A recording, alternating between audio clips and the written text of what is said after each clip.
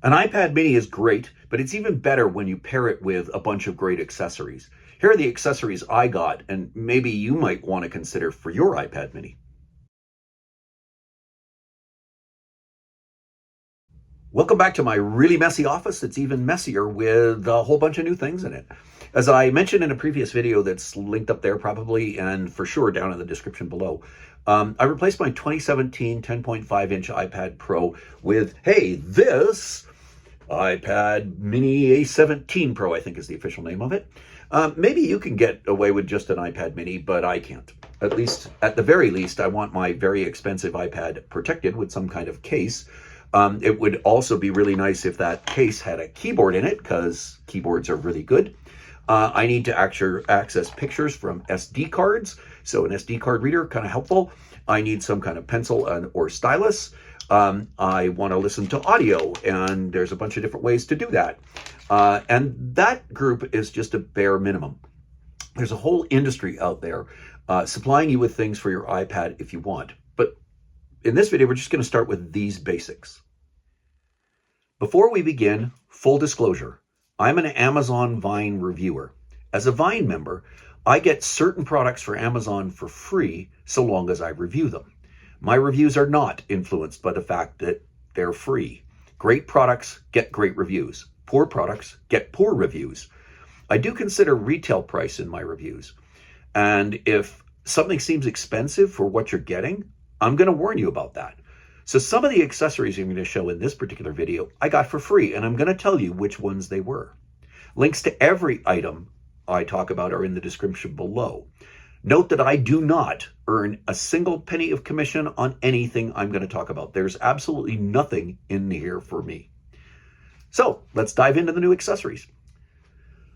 First up, doing my field work, I take a lot of pictures and also collect a lot of dash cam footage. Often I need to look at that footage while in the field. So I need something like this, an SD card reader that can plug into the USB port.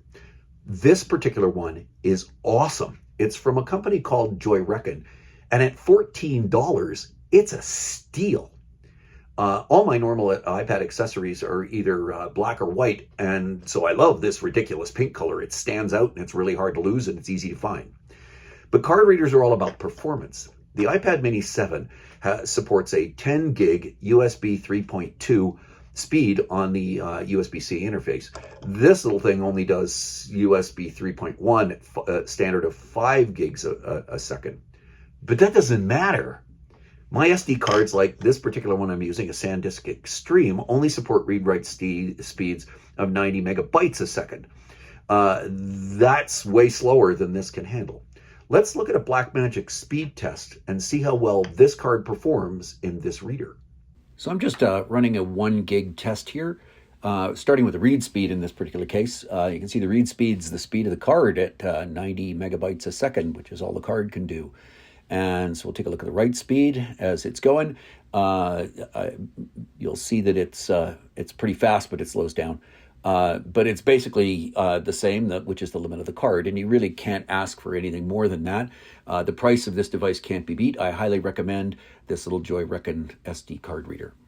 Next, this is the 5th iPad that's been in my house, and none have had scratched screens yet. That's because all get some kind of screen protector, and this one's got one too, but you can't see it, of course. Paperlike sponsors a lot of YouTube tech channels. And every one of those YouTubers coincidentally recommends Paperlike screen protectors. I have nothing against Paperlike. They make fine screen protectors, and everybody should have a screen protector. Please get one. But Paperlike will never sponsor me because I purchased my screen protector from a company called MoKo. I picked MoKo because they're literally 20% of the cost of a Paperlike. They fit fine. They stick on fine. They're just as easy to remove, and any screen protector or any of these papery, styly thingies are much better to write on than just straight plain glass.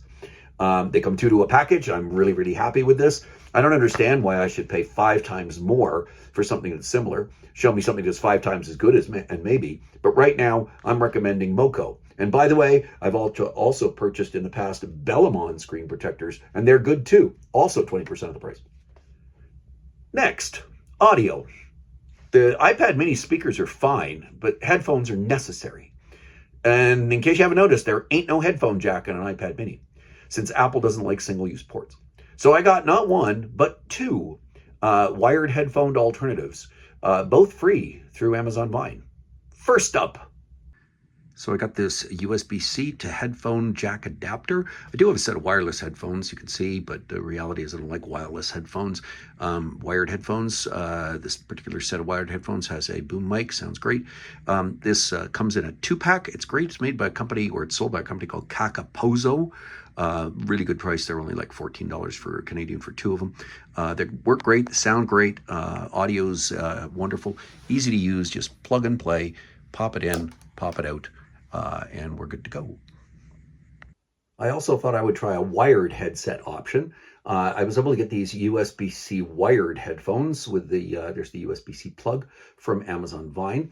They're from a company called Vkozlm.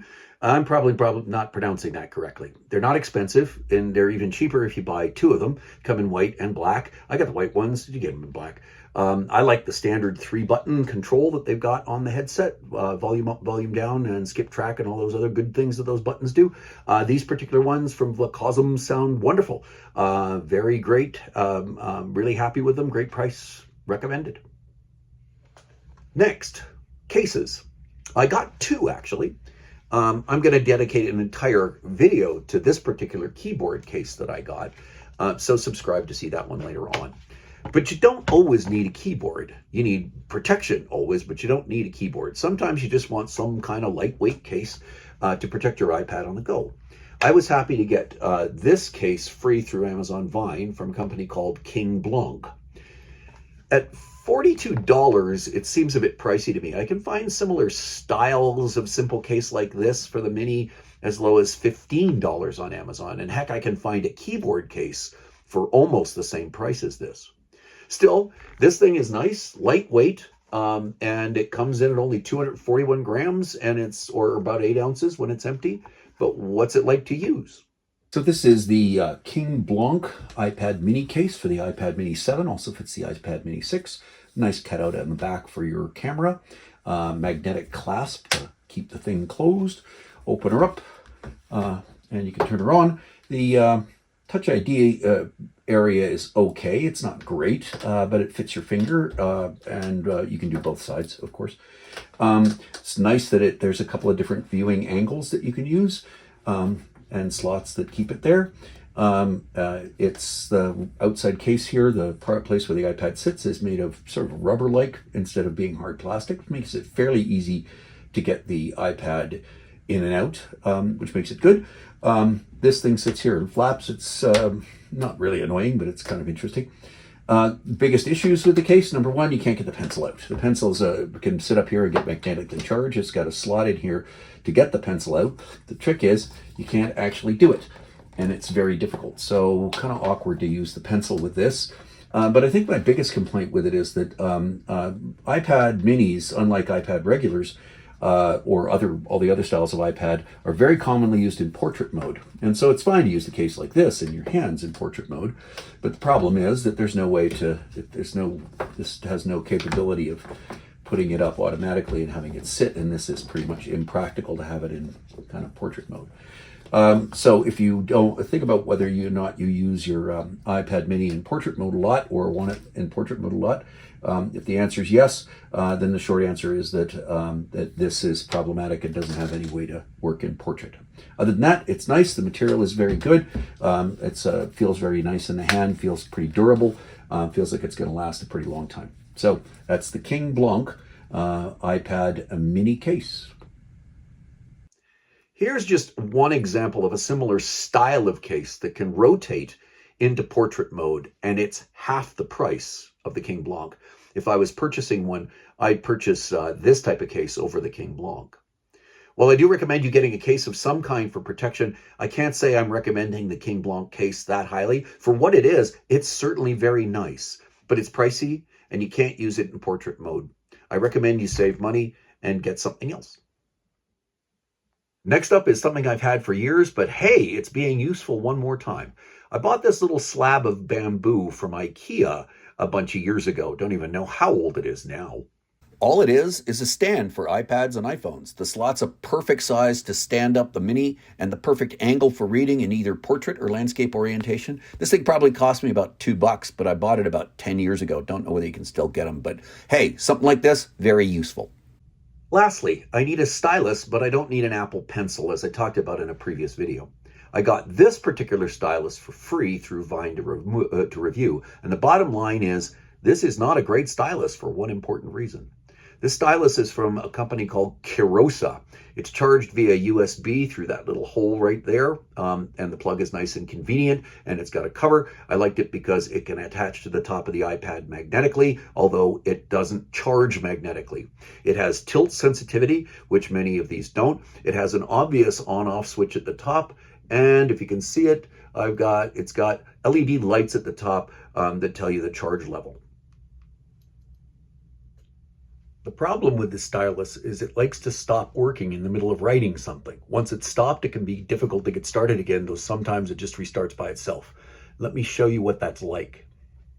So the paragraph I'm about to write is, so this is a demonstration of how this pencil randomly stops doing pen strokes and drops parts of letters and words. And as you go along here, the first place that there's going to be an error is coming up in the word pencil. Note that the letter L just didn't write. And this goes on and repeats and is repeatable throughout what I'm doing. Coming up here, we lose another one.